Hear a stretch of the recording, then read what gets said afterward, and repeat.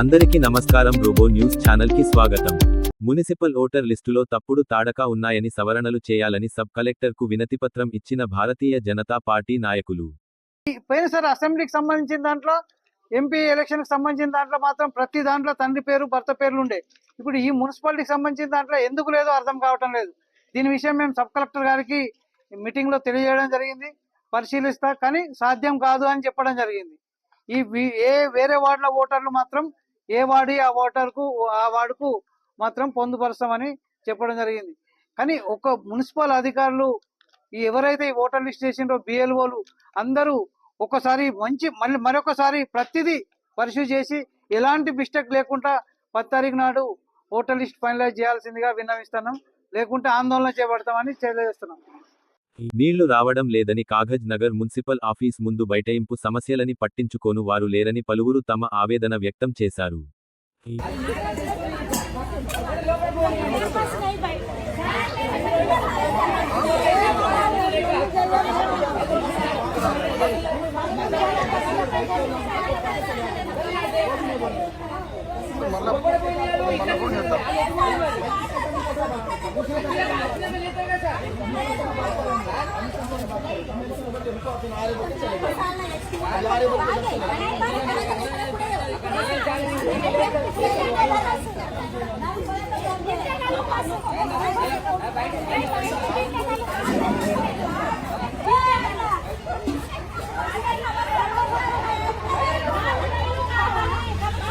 ఈ రోజు కొమరం భీం జిల్లా కలెక్టర్ కార్యాలయంలో గ్రీవెన్స్ లో Kagaz Nagar ALO assistant labour officer Hemalatha గారిని సస్పెండ్ చేయాలని గ్రీవెన్స్ లో వినత పత్రం ఇవ్వడం జరిగింది. గత 3 నెలల నుంచి కార్మికులు క్లైమ్ చేస్తే ఫైల్ పై అధికారులకు ఫార్వర్డ్ చేయడం లేదు, ఎందుకు చేయడం లేదు అని అడుగుతే నేను ఇక్కడ ఇన్ఛార్జిగా ఉన్నాను, మీ ఫైల్ పంపాలని లేదు, మీరు ఏం చేస్తారో చేసుకోండి అని దురుసుగా మాట్లాడుతుంది. ఫోన్ చేస్తే ఫోను లిఫ్ట్ చేయడం లేదు.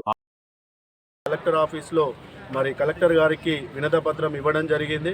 కాగజ్ నగర్లో ఉన్నటువంటి ఏఎల్ఓ గారు అసిస్టెంట్ లేబర్ ఆఫీసర్ గారు విధులను నిర్లక్ష్యం చేస్తూ ఏవైతే కార్మికులు చనిపోతే రావాల్సినటువంటి బెనిఫిట్స్ క్లెయిమ్స్ పై అధికారులకి వాళ్ళు క్లెయిమ్ చేసిన తర్వాత 15 రోజుల్లోపు ఆ ఫైల్ అనేది పై అధికారులకి ఫార్వర్డ్ చేయాలి. అలాంటిది 3 నెలలు 4 నెలలు గడుస్తున్నా కూడా ఏఎల్ఓ గారు ఫైల్ ఫార్వర్డ్ చేయకుండా నిర్లక్ష్యం చేస్తున్నారు. కార్మికులను ఆఫీసుల చుట్టూ తింపుతున్నారు. ఎందుకు చేయడం లేదని చెప్పేసి కార్మికులు అడిగినప్పటికీ ఆమె ఇష్టానుసారంగా మాట్లాడడం జరుగుతూ ఉంది. అదేవిధంగా నేను ఇక్కడ ఇన్ఛార్జిగా పనిచేస్తున్నాను, మీ ఫైల్స్ ఫార్వర్డ్ చేయాలని రూల్ ఏం లేదని చెప్పేసి కూడా మాట్లాడుతుంది. ఆమె ప్రభుత్వం నుంచి వేతనాలు తీసుకుంటూ విధులను ఈ రకంగా నిర్లక్ష్యం చేస్తుంది. నిర్లక్ష్యం చేస్తున్న విషయం పక్కన పెడితే ఇంకా కార్మికులతోని కార్మిక సంఘాలతోని చాలా దురుసుగా మీరు ఏం చేస్తారో చేసుకోకండి అన్న పద్ధతిలో ఆమె మాట్లాడడం జరుగుతూ ఉంది. ఫోన్ ఎన్నిసార్లు చేసినా కూడా ఫోన్కు రెస్పాండ్ కావడం లేదు. ఆఫీస్ టైంలో 10 to 5 వరకు ఆఫీస్ టైంలో ఫోన్ చేసినప్పటికీ కూడా ఆమె ఫోన్ లేపడం లేదు. ఆఫీస్ టైం తర్వాత ఫోన్ లేపకుండా ఇతర టైంలో ఆఫీస్ టైం కాదు ఆఫీస్ టైంలో ఫోన్ చేయండి అని చెప్పేసి చెప్తా ఉంది.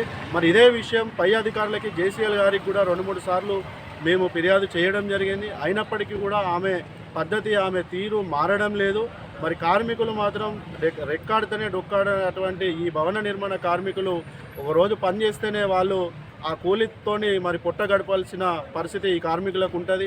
అలాంటిది మీరు రేపు ఎల్లుండి ఆ మేడం వారం మొత్తం సోమవారం నుండి శనివారం వరకు వాళ్ళు పనులకు పోకుండా ఈ క్లెయిమ్ చేస్తే కొన్ని డబ్బులు వస్తాయని చెప్పేసి ఆఫీస్ చుట్టూ తిరగడం జరుగుతూ ఉంది. వాళ్ళ పనులు కూడా రోజువారీ వాళ్ళకి వచ్చే వేతనం కూడా వాళ్ళు నష్టపోతూ ఉన్నారు.